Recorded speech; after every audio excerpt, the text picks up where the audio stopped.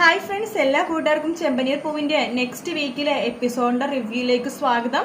നമ്മുടെ രേവതി വളരെയധികം സ്വപ്നങ്ങൾ കണ്ടുകൊണ്ടിരിക്കുകയാണ് ആദിരാത്തിനെ കുറിച്ച്. എന്തൊക്കെ വന്നാലും ഇന്ന് സച്ചിയും രേവതിയും ഒന്നിക്കും തന്നെയാണ്. അച്ഛമ്മയും അതുപോലെ തന്നെ അവിടെ ഉണ്ടായിരുന്ന മുത്തശ്ശിയും എന്തിന് സച്ചിയും രേവതിയും വരെ മനസ്സുകൊണ്ട് ഒരു തീരുമാനം എടുത്തായിട്ട് എന്തൊക്കെ വന്നാലും ഇന്ന് അവർ ഭാര്യ ഭർത്താക്കമായിട്ട് ജീവിക്കുന്നത്. രേവതിക്കാണെങ്കിൽ വല്ലാത്ത ആഗ്രഹമുണ്ട് സച്ചിയായിട്ട് ഒരുമിച്ച് ജീവിക്കണം.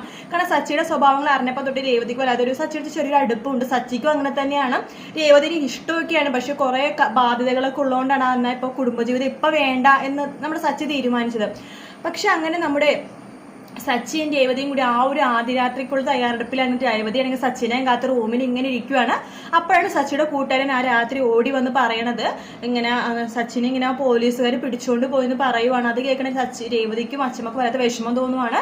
കൂട്ടുകാരന്റെ കൂടെ തന്നെ നമ്മുടെ രേവതിയും പോലീസ് സ്റ്റേഷനിലേക്ക് പോകുവാണ്. അവിടെ പോകുമ്പോഴേക്ക് രേവതി ഞെട്ടിച്ചുകൊണ്ടാണ് ആ കാഴ്ച കാണുന്നത്.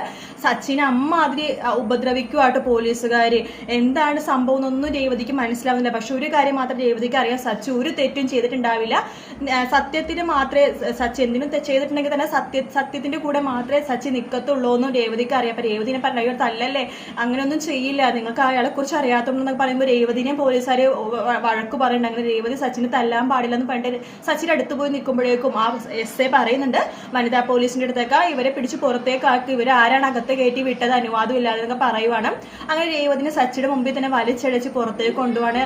അപ്പൊ രേവതി ആണെങ്കിൽ ഇല്ല, സച്ചി ഇല്ലാതെയാണ് ഇവിടെ നിന്ന് ഒരു അടി പോലും വീട്ടിലേക്ക് വരില്ലെന്നുള്ള ഉറച്ച തീരുമാനത്തിൽ അവിടെ തന്നെ നിൽക്കുവാട്ടോ. സച്ചിക്ക് പറയുമ്പോൾ വല്ലാത്ത വിഷമം തോന്നുവാണ്. കാരണം അവൾ അത്രമാത്രം തന്നെ സ്നേഹിക്കുന്നുണ്ടല്ലോ എന്ന് സച്ചിക്ക് അപ്പോഴാണ് ശരിക്കും പൂർണ്ണമായിട്ട് വിശ്വാസമാണ്. രേവതി ആണെങ്കിൽ ഒരു തുള്ളി വെള്ളം പോലും കുടിക്കാണ്ട് സച്ചിക്ക് വേണ്ടിയിട്ട് പോലീസ് സ്റ്റേഷന് പുറത്ത് തന്നെ കാത്തിരിക്കുകയാട്ടോ.